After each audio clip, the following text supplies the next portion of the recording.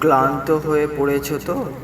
বারবার চেষ্টা করেও যখন সফল হতে পারছো না, তখন কি মনে হচ্ছে ভাগ্য তোমার সহায় নয়?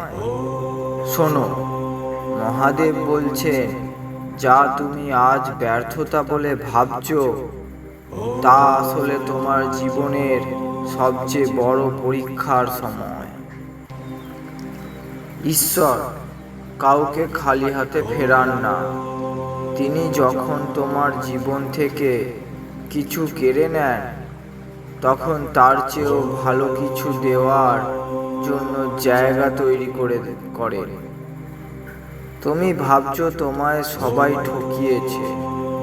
না, তিনি তোমাকে দুনিয়ার আসল রূপ চেনার চোখ দিয়েছে, যাতে আগামী দিনে আর কেউ তোমায় কষ্ট দিতে না পারে। সময় সবার সমান যায় না। আজ যদি তোমার খারাপ সময় চলে, তবে মনে রেখো, কাল তোমার সুদিন আসতেই হবে। নিজের কর্মের প্রতি বিশ্বাস রাখো এবং ধৈর্য ধরো। যে মানুষটি ঝড়ের সাথে লড়াই করে গাছ বাঁচায়, সেই গাছই পরবর্তীতে সবচেয়ে মজবুত হয়।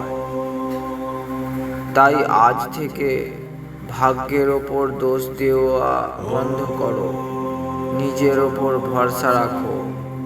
তোমার কান্না আমি দেখি।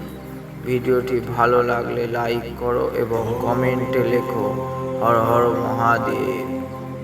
তোমার প্রতিটি দিন মঙ্গলময় হোক।